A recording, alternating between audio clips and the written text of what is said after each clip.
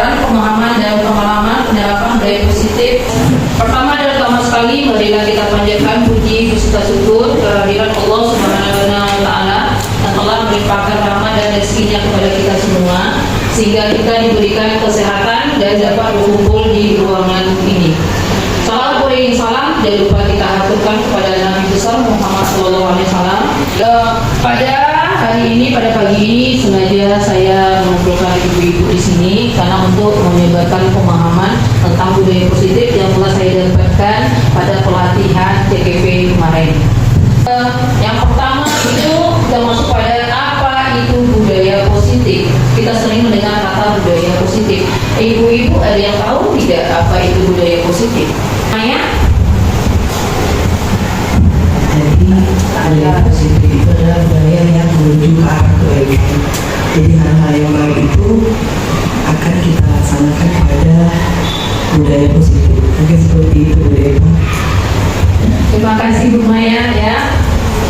Jadi pengertian dari positif adalah nilai-nilai, keyakinan-keyakinan, kebiasaan-kebiasaan di sekolah yang berpihak pada murid agar murid dapat berkembang menjadi pribadi yang kritis, penuh hormat dan bertanggung jawab.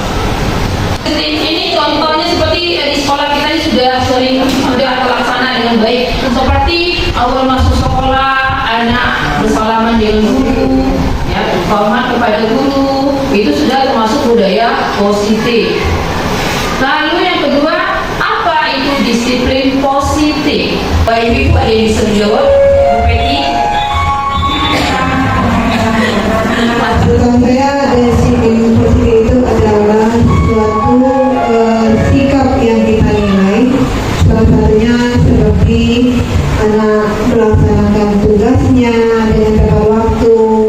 Di situ pada saat mereka masuk ke dalam kelas, itu adalah nilai keyakinan mereka untuk melaksanakan suatu kebiasaan-kebiasaan. Salah satunya adalah dengan mendisiplinkan dirinya. Ya, terima kasih Bu Peti ya. Jadi disiplin positif itu adalah pendekatan untuk melakukan kemampuan mengontrol diri, menguasai diri, serta pun tujuan dari disiplin positif. Yang pertama, ya tujuan mulai dari penerapan disiplin positif adalah agar terbentuk murid-murid yang berkarakter, berdisiplin, santun, jujur, peduli, bertanggung jawab, dan merupakan pembelajar sepanjang hayat. Seseorang yang memiliki disiplin diri berarti mereka bisa bertanggung jawab terhadap apa yang dilakukannya, karena mereka berdasarkan tindakan mereka pada nilai-nilai kebajikan universal. Jadi disiplin positif ini ya kemampuan untuk mengontrol diri, bagaimana cara bersikap anak-anak tersebut, baik perilakunya maupun perkataannya. Sekarang ini ada pertanyaan pemantik. Yang pertama, hukuman dapat mendisiplinkan anak. Ibu-ibu setuju tidak dengan pertanyaan ini? Apakah hukuman dapat mendisiplinkan anak? Setuju apa tidak? Tergantung apa yang dilakukan. Iya, ya. Jadi kalau mau dapat mendisiplinkan siswa itu bisa kita laksanakan, tetapi kita lihat dulu hukumannya seperti apa. Kalau hukuman yang main fisik itu sebenarnya tidak boleh, tapi kalau hukuman yang mengarah kebaikan mungkin masih bisa kita setujui. Mungkin seperti itu ya Pak. Terima kasih. Saja diberikan hukuman, yang jelas hukuman tidak berupa fisik, yang penting mendidik ya. Mungkin salah satunya bisa jadi kalau dia tidak membuat PR, mungkin dengan mengerjakan PR-nya dulu, terus nanti apakah mengutik sampah, bisa juga ya sekaligus dia menjaga kebersihan.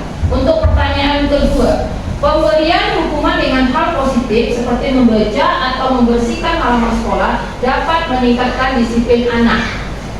Kalau Bu Ros setuju tidak dengan jawaban ini? Pertanyaan yang kedua. Setuju. Iya. Karena dengan adanya hukuman ini mereka tidak terulang lagi kesalahannya. Ya, terima kasih Bu Ros. Jadi Bu Ros berpendapat dengan memberikan hukuman, anak tersebut akan jerah dan tidak akan mengulangi lagi. Yang ketiga, memberi penghargaan dapat meningkatkan motivasi belajar anak. Bu Ila, setuju tidak dengan pertanyaan ini? sekali ya. Sekarang kita coba lihat dulu.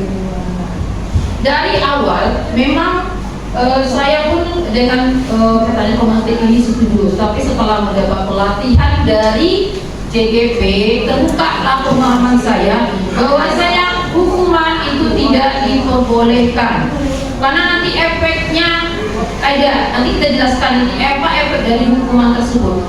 Sekarang kita pemantik anak ibu-ibu coba membayangkan ya. Ini tugas Anda adalah melupakan salah satu tangan Anda. Jadi dikepalkan. Coba bayangkan yang di dalam tangan ini ibu-ibu menyimpan sesuatu yang paling berharga, yang rasanya tuh paling berharga lah pada di hidupnya ya. Jadi jadi karena dia berharga, tentu kita mempertahankannya, tidak akan memberikannya kepada siapapun.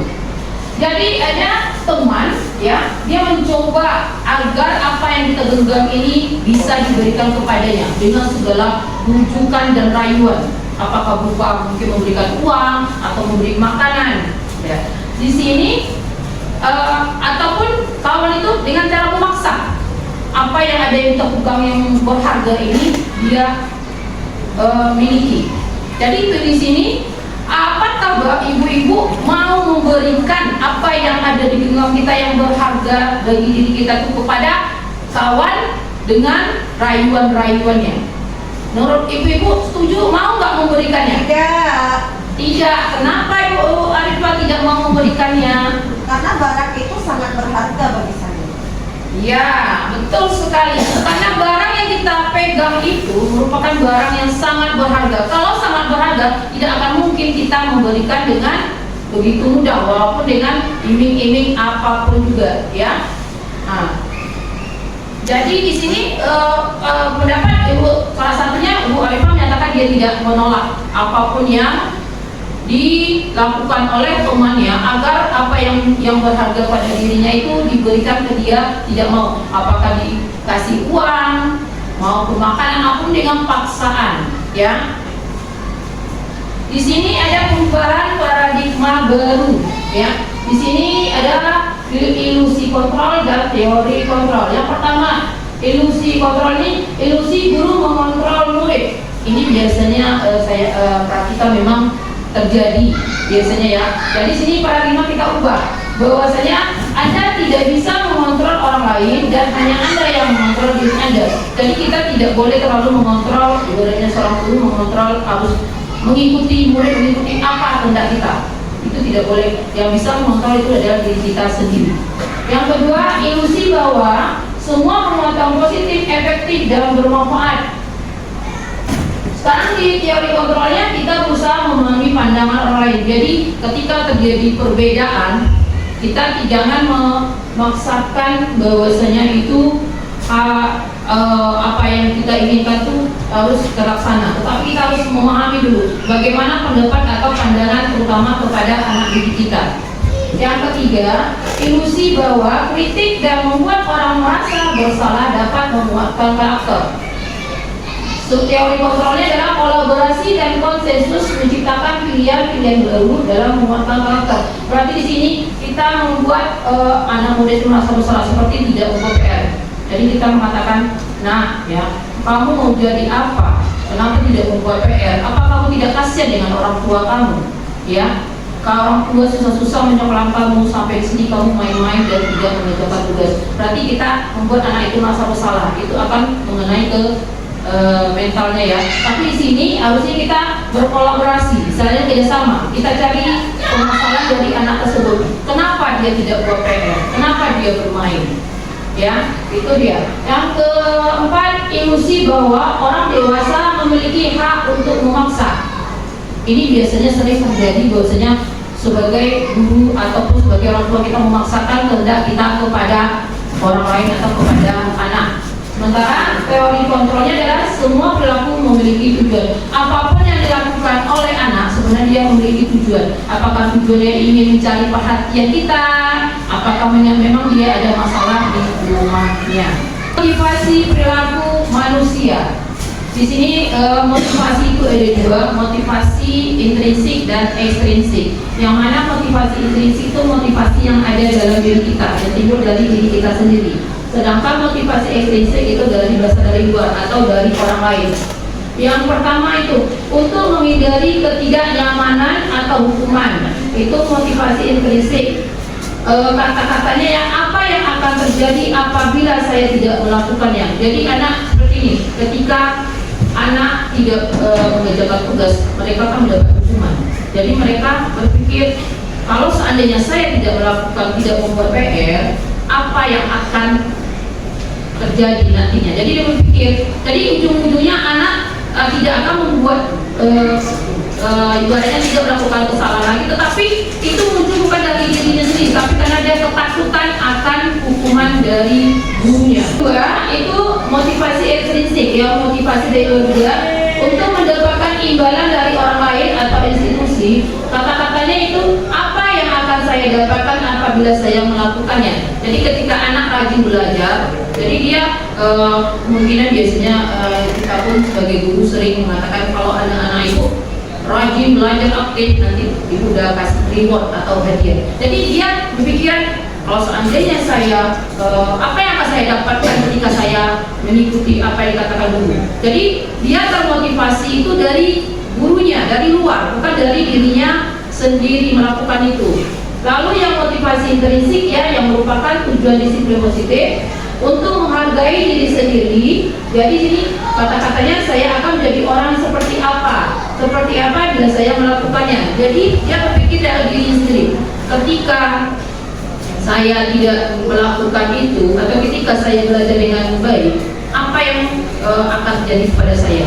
Mungkin dia menjadi pintar, ya, guru akan senang padanya. Jadi motivasi ini muncul dari dirinya sendiri. Ini yang seharusnya ada dalam diri anak, bukan motivasi dari luar. Dikarenakan dia takut dihukum, terus dia melakukannya karena mendapat imbalan, itu yang seharusnya harus tidak muncul pada diri anak.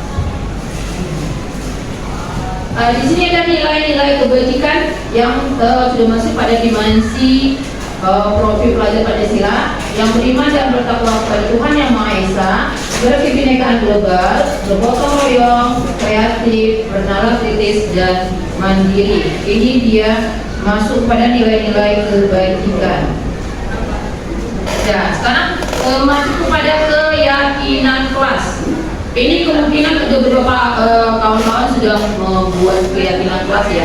Keyakinan kelas itu ibarat sama kesepakatan tapi berbeda dengan peraturan, ya. Keyakinan kelas merupakan metode untuk menyimpulkan kembali disiplin positif yang didasari oleh motivasi dari dalam dirinya atau motivasi intrinsik tadi. Ya. Membangun keyakinan kelas merupakan salah satu disiplin positif yang bisa kita terapkan dalam membangun budaya positif di sekolah. Dengan adanya keyakinan kelas di setiap kelas, diharapkan dapat mewujudkan tujuan kelas yang mandiri guna menunjang pendidikan yang berorientasi kepada profil pelajar Pancasila. Saya perhatikan memang sudah banyak teman-teman yang mengerjakan yang membuat keyakinan kelas, ya. Ini salah satu dari keyakinan kelas atau kesepakatan kelas dari kelas 4B. Kalau kesepakatan kelas dulunya kita buat itu masih ada konsekuensi atau berupa hukuman, tetapi untuk keyakinan kelas itu tidak ada, ya, karena nilai-nilai itu sudah muncul dari diri anak itu sendiri, tidak dipaksakan. Jadi keyakinan kesepakatan kelas itu pertama berdoa sebelum dan sesudah belajar, lalu 2 hadir di kelas tepat waktu, 3 mengerjakan tugas dan mengumpulkannya tepat waktu, 4 menjaga ketertiban dan kebersihan kelas, 5 saling menghargai, menghormati serta tolong menolong antar sesama, dan 6 semangat, giat dan bahagia dalam belajar. Ini ada konsekuensinya berupa hukuman. Ketika anak tidak hadir tepat waktu, tentu mendapat teguran. Yang kedua, mengerjakan tugas tidak tepat waktu, juga nanti tentu dapat teguran dari guru. Ini ada konsekuensinya. Sementara kalau keyakinan kelas ini, kenapa tidak ada hukuman? Karena ini disepakati bersama-sama. Jadi anak yang memunculkan kata-kata ini, ya, diberi kebebasan kepada anak. Anak maunya menyusun keyakinan kelas itu seperti apa? memang bermacam-macam ya. Untuk menyusun keyakinan kelas tidak boleh menggunakan kata-kata yang negatif seperti tidak, dilarang, itu tidak boleh. Kita gunakan kata-kata positif seperti kami meyakini bahwasanya sangat penting untuk berdoa sebelum dan sesudah belajar. Jadi mereka sudah meyakini dalam diri mereka bahwanya memang penting dengan berdoa semoga apa yang di pelajaran hari itu dapat mereka terima. Yang kedua, kami meyakini bahwasanya sangat penting untuk hadir tepat waktu, karena dengan hadir tepat waktu mereka telah menerapkan disiplin positif, juga mereka tidak akan ketinggalan pelajaran. Ketiga, kami meyakini bahwasanya sangat penting untuk mengerjakan tugas dan mengumpulkannya tepat waktu. Di sini juga masuk ke disiplin, ya. Empat, kami meyakini bahwasanya sangat penting untuk menjaga ketertiban dan kebersihan kelas. Dengan kelas yang tertib, otomatis proses pembelajaran itu berjalan dengan lancar, dan dengan kelas yang bersih, anak-anak akan merasa nyaman. Kelima, kami meyakini bahwasanya sangat penting untuk saling menghargai, menghormati, serta tolong menolong antara sesama. Kalau ini diterapkan, otomatis kelas akan tenang, aman, damai, tidak akan nama ejek-mejek ataupun bully-membuli. Yang keenam, kami meyakini bahwasanya sangat penting untuk semangat, giat, dan bahagia dalam belajar. Jadi anak sangat perlu ya semangat dari diri anak tersebut, semangat belajarnya, giat dan bahagia dalam belajar.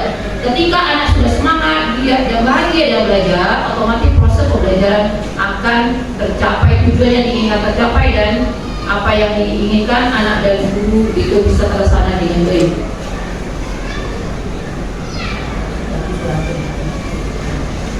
Ya, di sini ada mengapa tadi sudah ada di pemantik ya, soal pemantik tentang hukuman dan penghargaan. Di sini bisa kita lihat mengapa bukan hukuman dan penghargaan. Yang pertama itu hukuman. Hukuman itu membuat anak tidak nyaman. Jadi ketika anak dihukum, ada kalanya anak itu pasti dongkol di hatinya. Ketika anak dongkol di hatinya, dia tidak akan nyaman dengan gurunya. Bisa jadi nanti malas lah masuk, gurunya juga gini-gini. Nah, jadi anak itu kalau juga tidak nyaman, otomatis pelajaran dia tidak akan dapat. Yang harus terus yang hukuman menyakiti, walaupun kita tidak memberi hukuman berupa fisik, memukul atau mencubit, tapi dengan kata ibaratnya perkataan ataupun suruh anak itu menyapu, ngepel, itu sudah menyakiti perasaan dia, karena dia kan malu dengan teman-temannya. Lalu paksaan, hukuman itu sifatnya memaksa, anak harus mengikuti apa yang diperintahkan. Kemudian membenci peraturan, akhirnya anak benci peraturan yang ada di sekolah ataupun di kelas karena sering mendapat hukuman. Menyembunyikan kesalahan, setelah dia benci peraturan, anak akan mencoba untuk melindungi kesalahannya. Kalau seandainya terjadi sesuatu, dia akan melimpahkan kesalahan ke orang lain atau menyangkal itu, dikarenakan dia tidak mau menerima hukuman. Bukan saya bu yang buat, yang ini bu, padahal yang ternyata memang dia yang melakukan. Kemudian identitas gagal. Nah, disinilah kalau sudah berhukuman, nanti anak akan menjadi anak yang ibaratnya gagal atau kurang berhasil, karena di sana dia sudah merasa tidak nyaman belajar, dia suka membuat melanggar, membenci peraturan. Kalau sudah membenci peraturan, otomatis dia suka melanggar, lalu dia suka berbohong. Inilah jadi identitas gagal. Terus kenapa kita tidak dibolehkan memberikan penghargaan? Karena penghargaan itu mengurangi ketepatan. Ibarat di sini anak yang biasanya memang dari dirinya sudah pintar, tetapi dikenakan ada penghargaan. Jadi ibaratnya itu anak itu merasa kalau dia melakukan ini, dia untuk mengharapkan dari ibaratnya penghargaan dari dunia, bukan dari dirinya mereka sendiri. Jadi anak yang biasanya kayak pintar itu dikenakan dia mengharapkan penghargaan, bisa jadi dia tidak membutuhkan temannya. Ibaratnya dia pengen gimana cara siapa yang duluan siap, nanti edukasikan dia. Jadi dia ada pekerja kelompok diskusi, dia tidak pokoknya udah udah biasa yang kerjakan. Kalau kalian kerjakan nanti ibaratnya lama. Padahal untuk diskusi harusnya ada namanya kerjasama dengan temannya. Kedua, tidak efektif. Penghargaan yang memberikan penghargaan itu tidak efektif. Yang ketiga, menurunkan kualitas. Nah, ibaratnya kualitas anak di sini jadinya menurun dikarenakan mereka cuma mengharap penghargaan. Kemudian mematikan kreativitas. Jadi di sini anaknya harusnya dia bisa berkreasi sendiri dikarenakan penghargaan itu. Tentu mereka yang diharapkan tuh harus fokus ke apa yang diminta oleh gurunya. Jadi dia tidak mau mengembangkan kreativitasnya, karena kalau dikembangkan nanti ibunya tidak sesuai dengan yang guru minta dan dia tidak akan mendapat apa yang diberikan gurunya. Merusak hubungan. Di sini merusak hubungan. Ketika anak mendapat penghargaan, jadi dia ketika berteman, dia dapat terus, dia dari gurunya, tak usahlah berteman dengan dia lagi, dia aja yang mengapa, yang lain tidak. Ujung-ujungnya ada kecemburuan sosial antara temannya. Udahlah, dia anak guru itu, dia sayang guru ini, karena sering mendapat penghargaan. Kemudian mengurangi motivasi intrinsik, mengurangi motivasi dengan dirinya sendiri. Ya, jadi dia belajar dengan dia itu karena mengharapkan imbalan atau penghargaan yang diberikan gurunya, bukan dari dirinya sendiri. Karena itu hukuman dan penghargaan itu kurang tepat sekarang diterapkan di kelas. Ya, kita inginkan anak murid kita itu muncul dari dirinya sendiri. Karena untuk hukuman penghargaan ini nanti efeknya jangka panjangnya ada. Seperti penghargaan ini juga. Jadi anaknya takutnya nanti kalau anak sudah biasa diberikan penghargaan dia, nanti setiap dia melakukan sesuatu dia meminta imbalan. Ibaratnya di rumah ya, biasanya, nak berikan ibu aja dulu toh, minta jajan. Mana uangnya? Jadi ujung-ujungnya anak terbiasa sama di sekolah. Ketika kita tidak memberikan lagi, nggak ada hadiahnya, malas lah jadi akhirnya anak tuh menurun semangat dia untuk belajar. Itu efek untuk ke belakangnya. Makanya hukuman dan penghargaan itu tidak, kalau bisa jangan lagi dilakukan di dalam kelas. Kemudian ada di sini 5 kebutuhan dasar manusia. Yang pertama, bertahan hidup. Di sini bertahan hidup itu bukan ibaratnya dalam peperang, tetapi dia bertahan hidup di dalam pembelajaran itu. Dia ibaratnya mempertahankan apa pendapat dia yang seandainya memang pendapat itu benar. Di dalam diskusi, dia pendapatnya itu umpamanya benar, dia berpegang dengan pendapat ini tanpa menyalahkan pendapat orang lain. Tidak ada, kadang ada anaknya ya ikut-ikut saja. Tidak, ini dia bukan dalam arti bertahan hidup untuk hidup matinya ya, tapi dalam proses pembelajaran. Kedua, kasih sayang dan merasa diterima. Di sini anak merasa mendapat kasih sayang terutama dari guru, karena guru merupakan orang tua pengganti, dan dia merasa diterima dengan teman-temannya. Kadang ada anak merasa yang terjauhi ya, dikucilkan oleh teman-temannya. Di sini kebutuhan anak adalah dia butuh kasih sayang dari guru maupun dari temannya. Kemudian kebebasan. Di sini masuk kebebasan itu anak tuh memberikan kebebasan berekspresi, bukan kebebasan yang berarti dia aja tidak, tapi dia memberi kebebasan dalam umpamanya si anak mau proses pembelajarannya seperti ini. Yang ini dia mungkin kadang ada anak ini pengennya tuh ketika kita menerangkan suatu soal matematika, ternyata mereka lebih paham cara, kadang anak ini tahu bisa dia cara sendiri. Kita tidak boleh langsung nyalakan, salah anak kalau kamu mau cara itu, tidak boleh. Anak kalau memang caranya tidak menyalahi dan isinya itu tidak masalah. Terkadang anak dengan cara seperti ini mereka nangkap, namanya 4 kali 5 ternyata langsung dapat jawaban 20, tetapi mereka tidak mengikuti cara kita tidak boleh menyalahkan, karena ibaratnya masih banyak jalan ke Roma. Jadi mau ke kiri ke kanan dia, yang penting tujuan dari yang dicapai itu betul. Kesenangan. Di sini anak biasanya saya pun jarang juga baru ini membuat ibaratnya anak merasa senang belajar di dalam kelas. Biasanya guru menonton berceramah, ya itu sudah lumrah ya. Sekarang kita ubah bagaimana cara anak itu senang belajar di dalam kelas. Ya tentu sekarang sudah banyak nama ice breaking, dalam permainan kuis-kuis. Ketika anak senang belajar, otomatis timbul semangat dia untuk belajar. Jadi apa yang kita ajarkan itu bisa menangkap dengan anak tersebut. Ya, jadi usahakan jangan lagi ibaratnya mengajar dengan penonton, berceramah, dimodifikasi dengan mengadakan SPK ataupun seperti model pembelajaran video-video, karena sepertinya anak sekarang lebih cepat menangkap kalau metode atau pelajaran kita melalui video, audio visual. Yang kelima itu penguasaan. Maksud di sini anak bisa menguasai ibaratnya dalam pembelajaran dia bisa menguasai apa yang diajarkan dan paham apa yang diberikan oleh gurunya. Kemudian di sini ada 5 posisi kontrol guru. Ya, ada ya penghukum, pembuat orang merasa bersalah, teman, pemantau, manajer. Kalau ibu-ibu perhatikan di sini, yang sering kita lakukan biasanya di posisi yang mana? Apakah penghukum, pembuat orang merasa bersalah, teman, pemantau, atau manajer?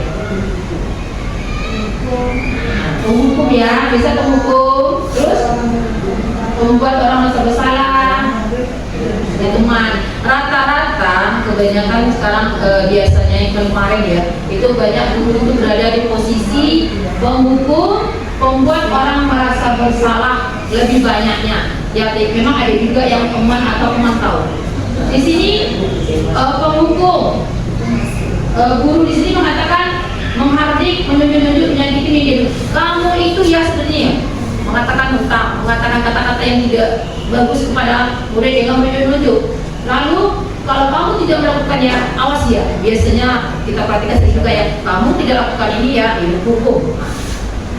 Lalu ya ancaman, hasilnya akhirnya anak membohong, menyalahkan orang lain yang berbohong. Jadi ketika anak yang sering dihukum, dia akan menyalahkan orang lain. Seperti tadi, bukan saya bu, saya nggak dinontek bu, itu ya bu. Jadi dia menyalahkan, melimpahkan ke orang lain. Ya, jadi kaitan dengan dua dunia berkualitas, murid meletakkan guru di luar dunia berkualitasnya, dia tidak menganggap gurunya lagi. Lalu murid berkata, biarkan saja, nanti juga marah-marah lagi. Kalau guru sering marah, biar aja, udah biasa, udah beban kok, nanti ibu marah lagi, untuk dia lagi. Nah, itu karena guru posisinya di penghukum. Lalu dampak pada murid, dia akan mengulangi kesalahan. Mereka tidak jerah karena kita terlalu sering marah-marah. Jadi anak sudah bebal, telinga mudah mempan dengan teriakan-teriakan kita ya. Iya. Lalu membuat orang merasa bersalah.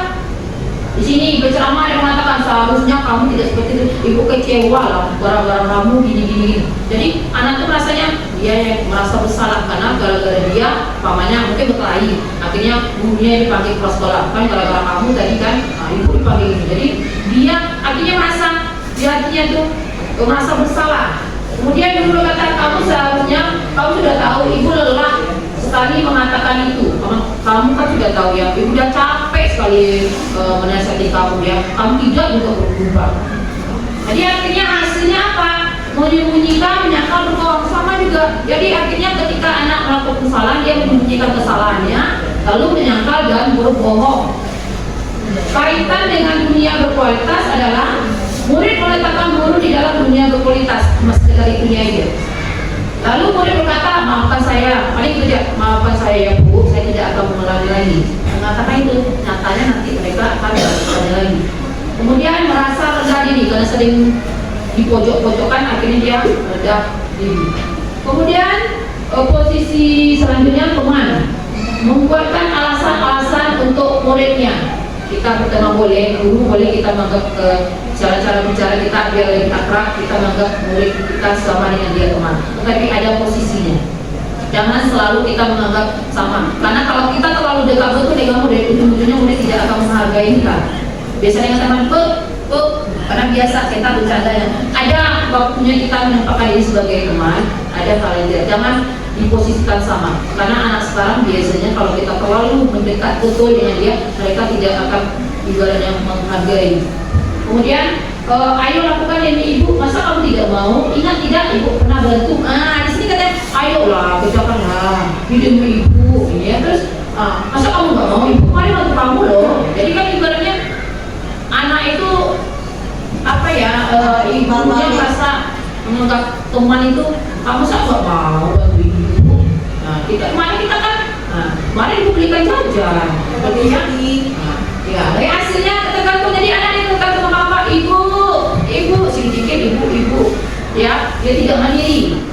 Lalu kaitan dengan dia, kaitan dengan dunia berkualitas, murid meletakkan guru sebagai orang yang sangat penting di dunia berkualitas. Lalu tergantung sedikit gurunya. Lalu murid berkata, saya pikir bapak ibu teman saya ternyata begitu. Ketika kita tidak memposisikan sebagai teman, dia langsung kecewa.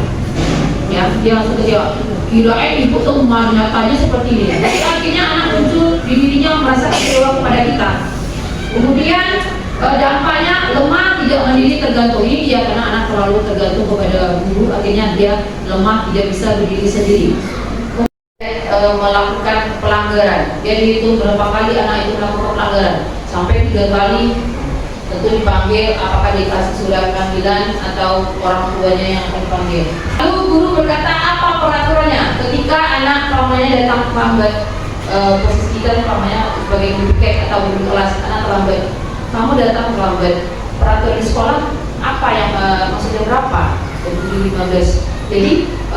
Jadi peraturan di sekolah adalah datang tepat waktu, ya. Di sini jadi kita menanyakan apa peraturan yang telah anak langgar.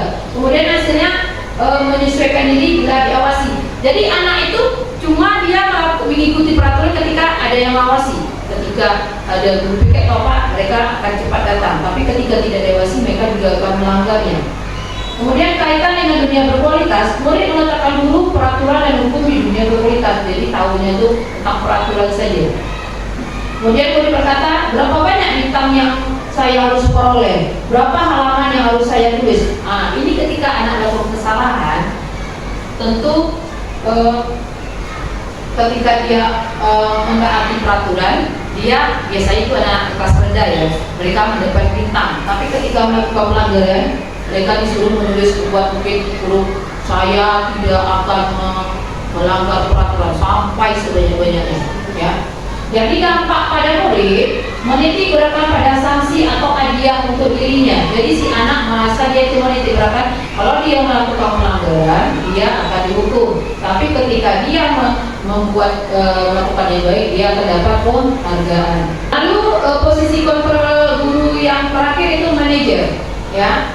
Di sini guru berbuat mengajukan pertanyaan. Jadi ketika guru melakukan kesalahan, posisi yang terakhir manajer. Di sini guru berbuat mengajukan pertanyaan. Ketika anak melakukan kesalahan, guru bertanya dulu.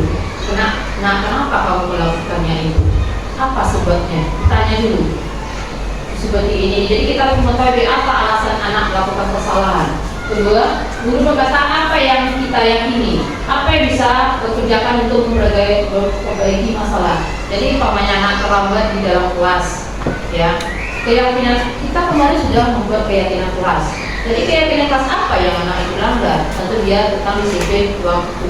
Terus bagaimana cara memperbaikinya? Kita tanya kepada anak, ya Bu, besok saya tidak akan datang terlambat lagi. Mungkin anak alasannya karena dia main HP sampai larut malam. Jadi solusinya bagaimana caranya? Ya tentu mengurangi bermain HP dan tidur tidak larut malam.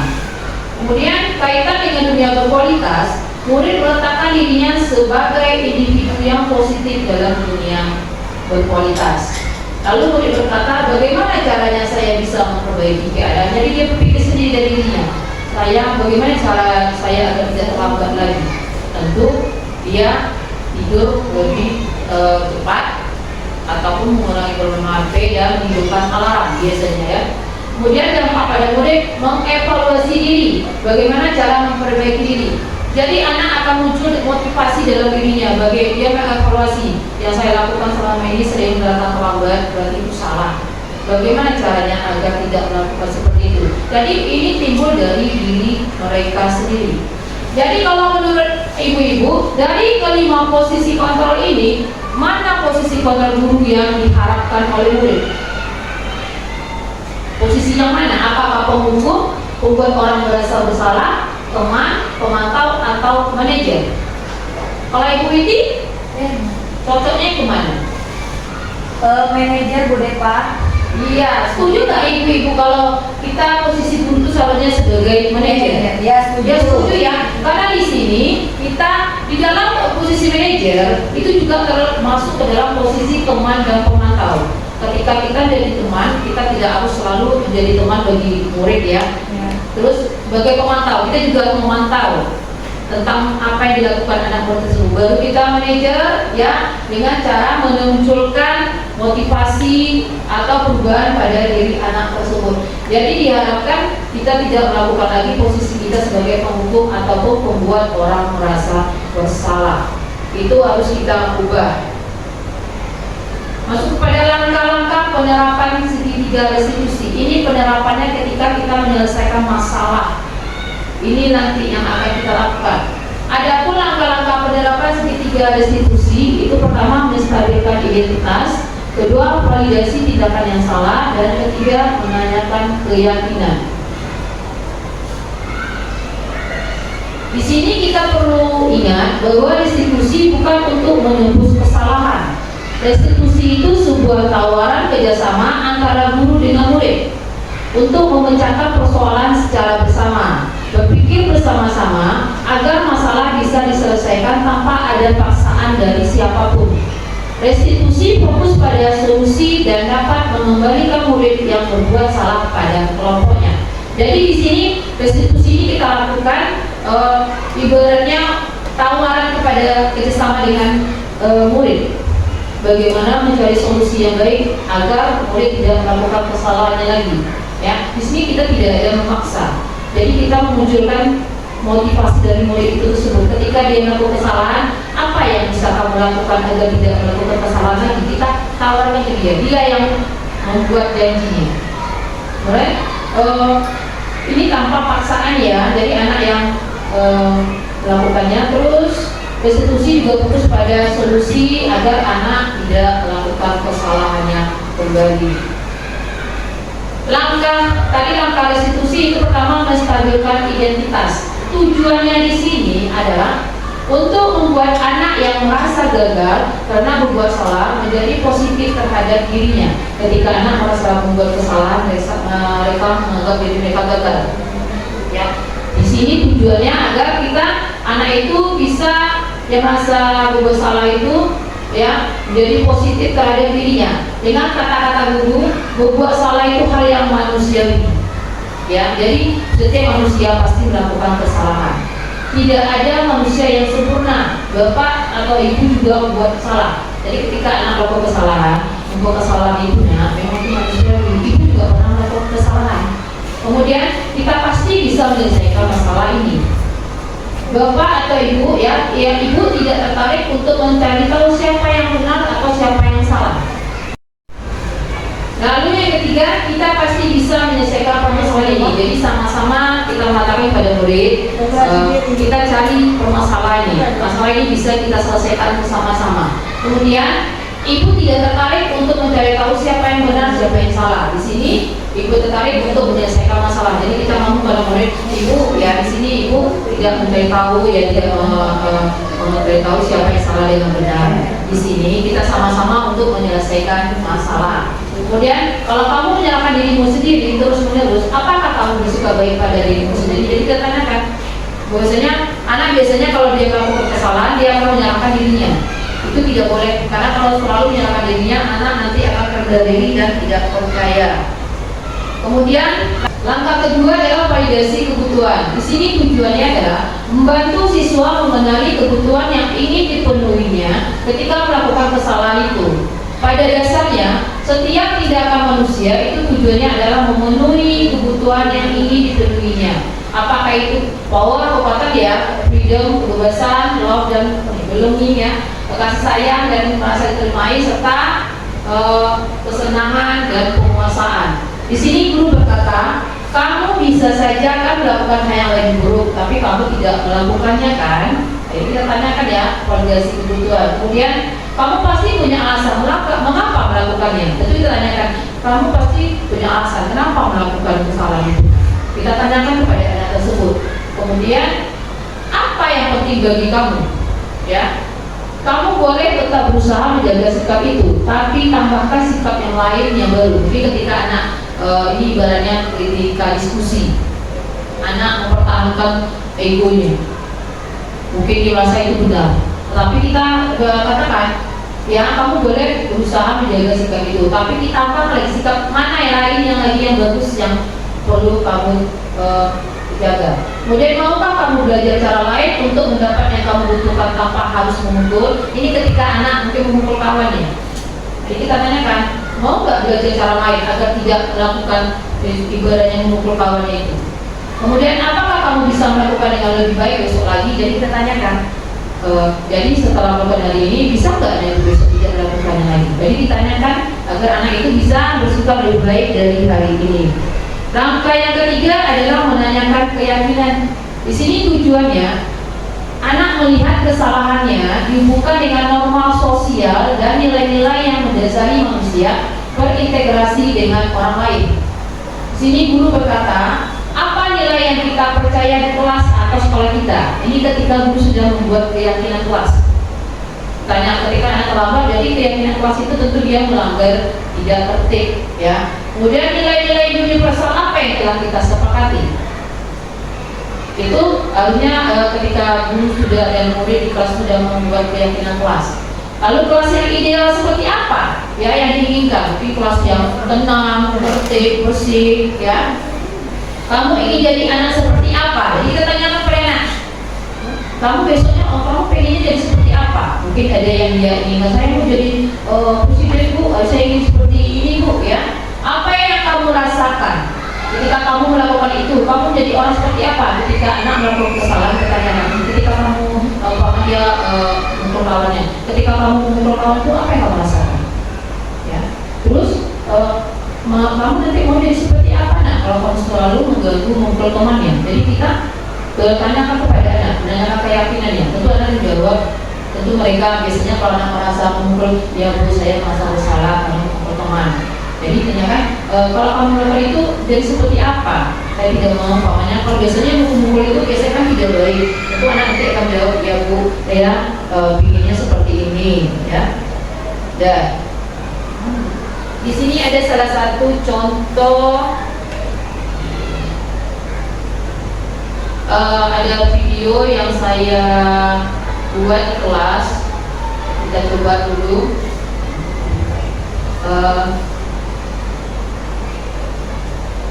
Di sini ada 2 kasus yang saya lakukan di dalam kelas. Yang pertama adalah anak yang terlambat, yang kedua ketika ada anak makan di dalam kelas. Tapi kita coba satu saja.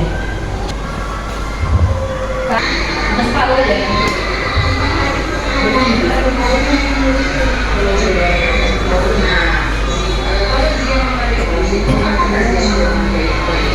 Dan kita coba kali ini Bapak Ibu ya.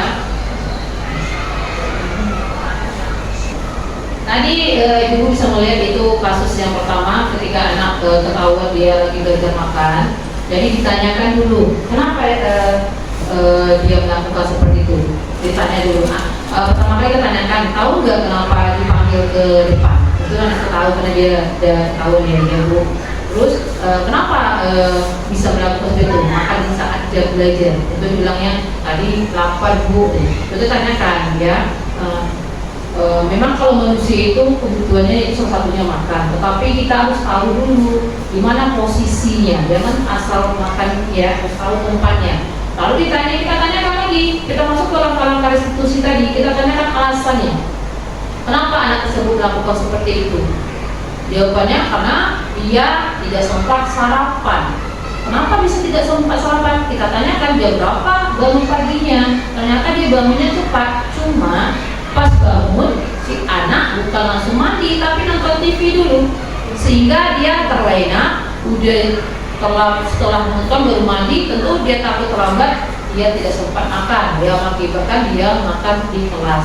Jadi kita kaitkan keyakinan kelas dia.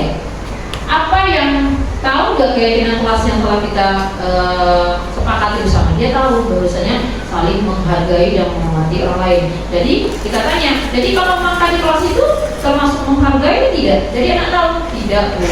Jadi dia tahu kesalahannya. Kalau kita tanyakan, jadi untuk caranya agar tidak melakukan perbuatan itu lagi bagaimana? Kita tanyakan ke anak, ya Bu, besok saya bangunnya lebih awal, terus ketika bangun saya tidak nonton TV Bu, langsung mandi dan sarapan. Jadi kita tanyakan ke anak, apa solusinya? Jadi kalau anak sudah mengatakan seperti itu, jadi yang anak ibu katakan itu kapan bisa dilakukan? Kita tanyakan lagi keyakinan yang dilakukannya. Ya Bu, besok. Jadi dia bilang, lalu kita berpenguatan bahwasanya ya Ibu harapkan nanti kamu ya bisa menjadi anak yang lebih baik ke depannya dengan tidak makan lagi di dalam kelas. Lalu kasus kedua ini adalah anak yang terlambat. Seperti itu juga juga. Jadi ketika ada suatu permasalahan di dalam kelas, pertama kita dulu kelas, kita harus tahu kita gunakan namanya segitiga restitusi dalam menyelesaikan permasalahannya. Ya, kita tanyakan dulu apa penyebab anak tersebut melakukan kesalahan. Jadi di dalam kita menyelesaikan permasalahan, kita gunakanlah namanya segitiga restitusi, di mana menstabilkan identitas kita tanyakan dulu kenapa anak tersebut melakukannya, apa penyebabnya. Kemudian kita validasi tindakan yang salah. Jadi tindakan salah itu kita kaitkan dengan keyakinan kelas yang telah kita sepakati bersama. Lalu baru menanyakan keyakinan. Setelah melakukannya, kita tanyakan kapan dia bisa melakukan apa yang dia katakan tadi, ya. Tapi biasanya mungkin beberapa belakangan ini sering biasanya guru, kalau tidak saya pun terutama sebelum mempelajari ini, biasanya kita langsung ibaratnya menjas langsung anak, menyalahkan anak langsung ketika dia melakukan kesalahan. Ya, kita tidak tanya dulu kenapa anak itu berbuat seperti itu. Tapi setelah mempelajari baru tahu bahwasanya harusnya itu kita tanyakan dulu, anak membuat seperti itu pasti ada alasannya. Kalau kita langsung menghukum anak tersebut, otomatis nanti dia tidak akan dimuncul dalam diri dia itu untuk berubah. Tetapi dia melakukan perubahan dikenakan ada dorongan dari luar, ada berupa hukuman. Mereka merasa ketakutan. Ujung-ujungnya itu nanti tidak baik bagi anak. Harusnya kita munculkan yang namanya motivasi dari diri anak itu untuk berubah. Makanya untuk kedepannya menggunakan, kalau ada dalam permasalahannya, sebaiknya kita menggunakan langkah-langkah segitiga restitusi dalam menyelesaikan permasalahan.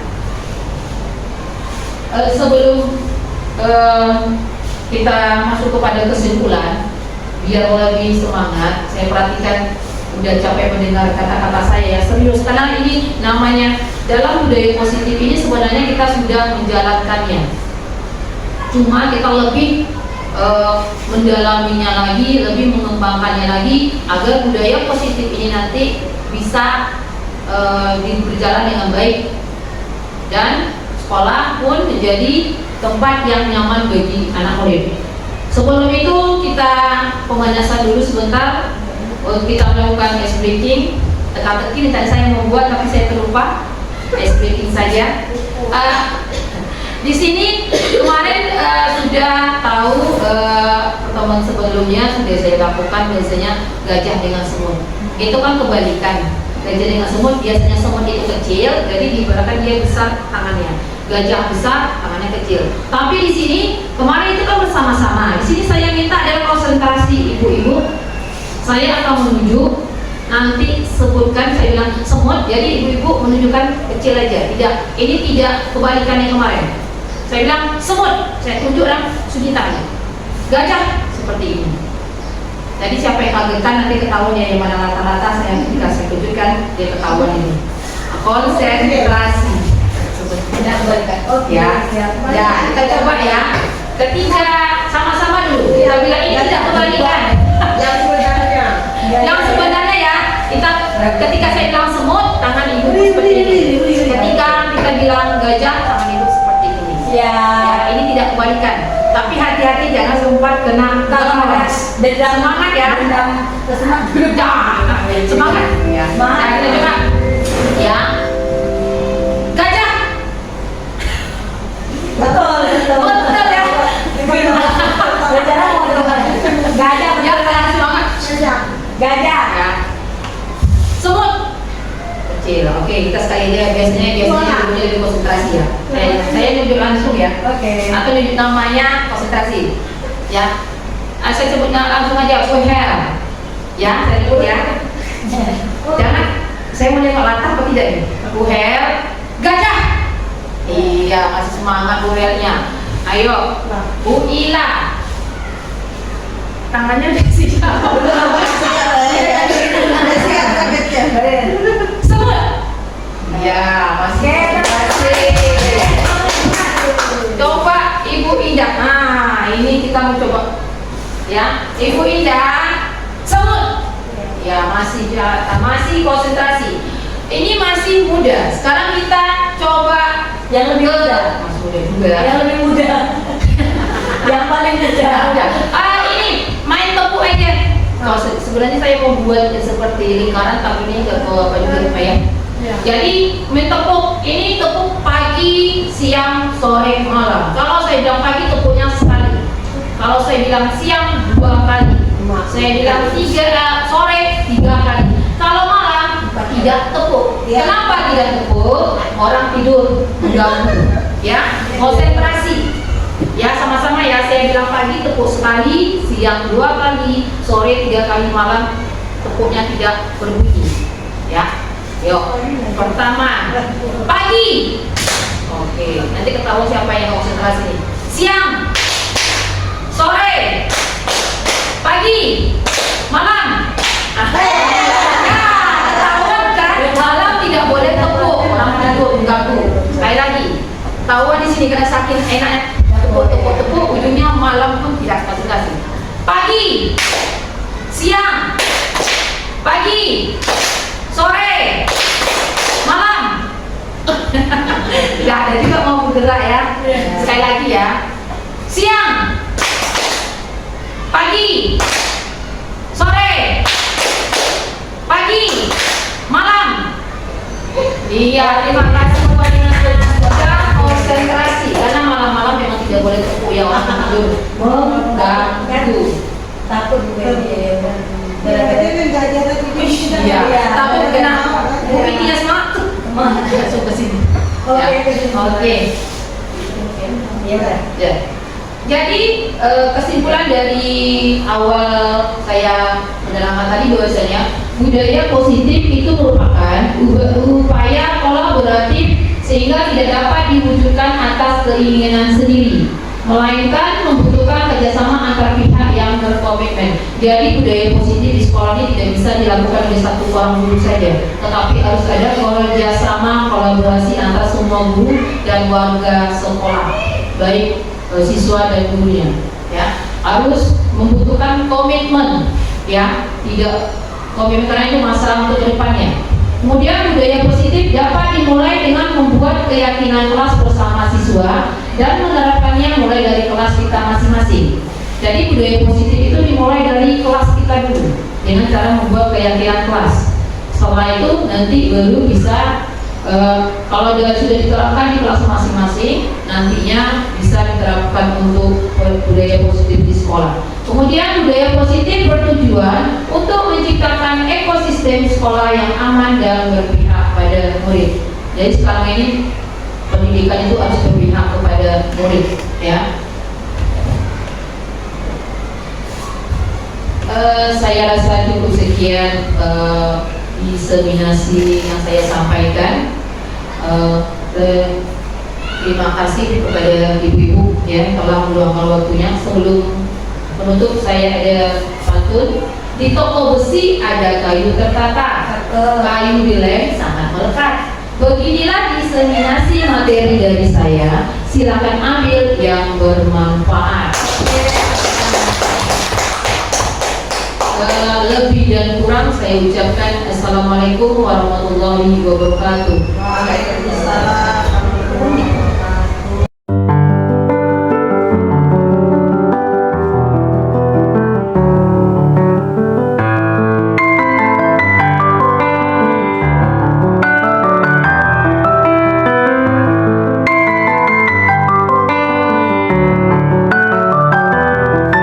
Assalamualaikum warahmatullahi wabarakatuh.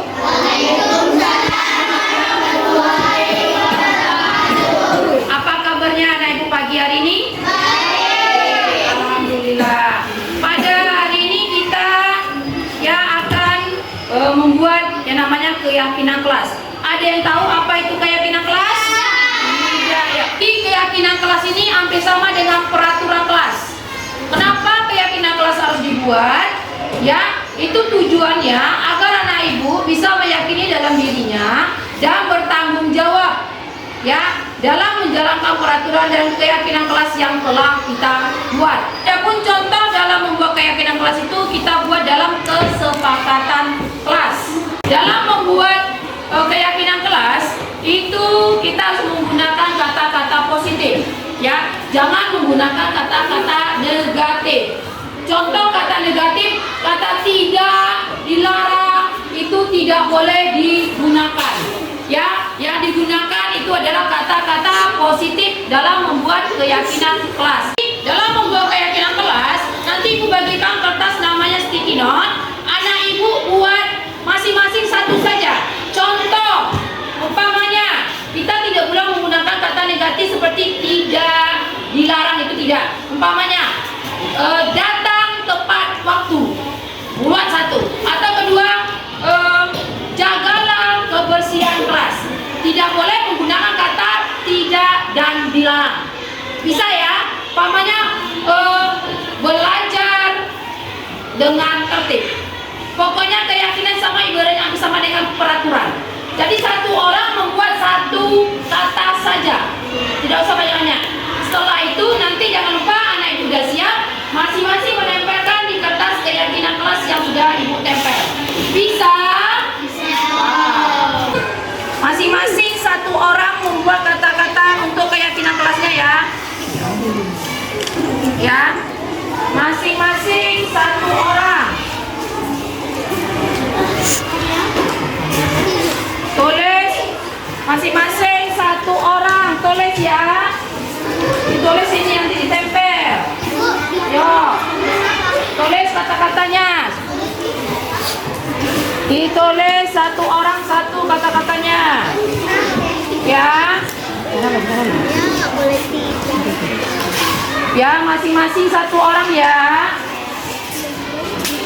Nanti kalau udah ibu suruh nanti tempel, baru tempel. Dipegang dulu.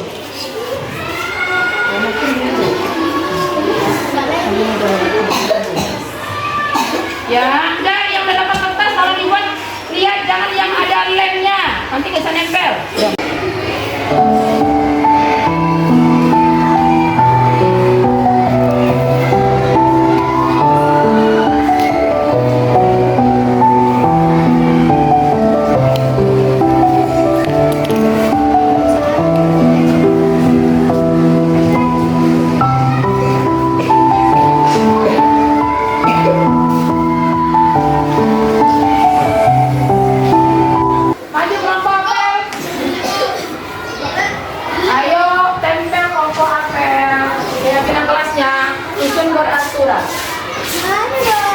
Tempel aja, ya, duduk lagi.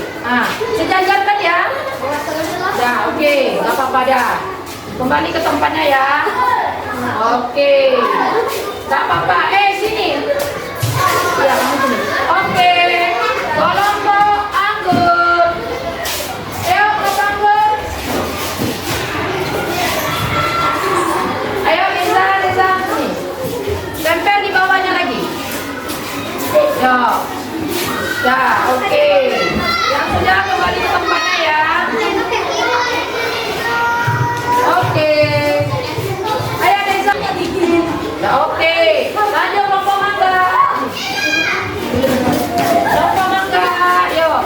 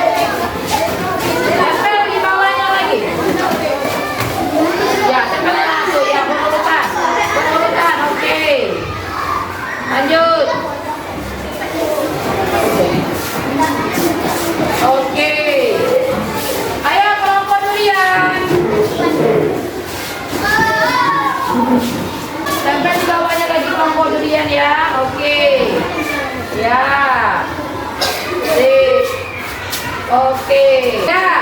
Ya, anak ibu semuanya sudah menempelkan keyakinan kelasnya. Sekarang kita pilah-pilah dulu. Ibu pilah dulu ya. Di sini ada belajar belajar dengan tertib, menjaga lingkungan kelas, ya, datang tepat waktu, ya. Berarti kita datang tepat waktu, kita cocokkan, ya, kita samakan. Datang tepat waktu, kita lihat, ya. Ya.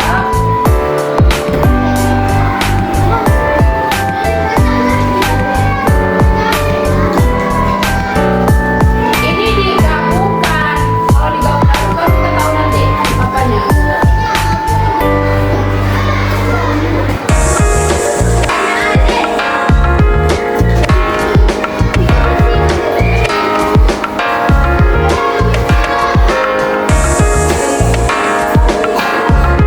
Ya, setelah kita Ibu amati, udah Ibu kumpulkan, ternyata ada dapat 4 keyakinan kelas, yaitu pertama, belajar dengan tertib, ya, dan tenang. Kedua, menggunakan seragam sesuai peraturan.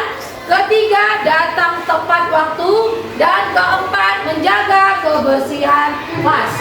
Dari keempat ini anak ibu setuju semuanya? Ya, berarti kita sepakati keyakinan kelas kita itu ada 4. Pertama, datang tepat waktu.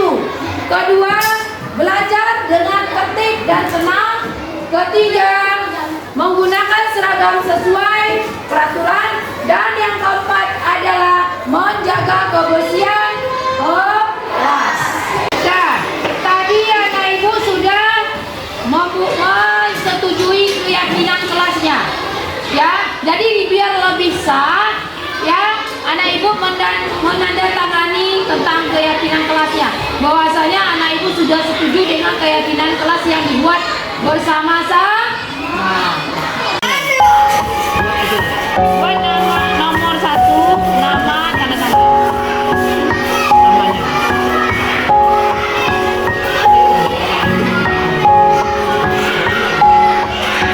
Yuk lanjut.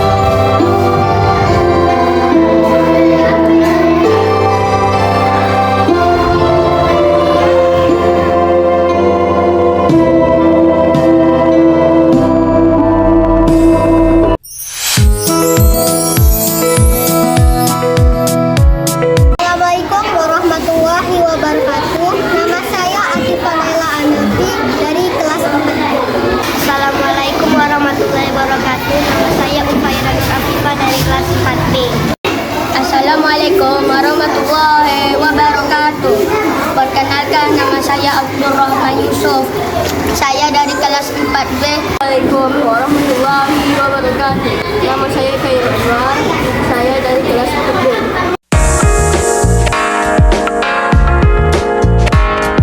Senang sekali. Saya sangat bersemangat. Saya sangat senang. Selamat seru.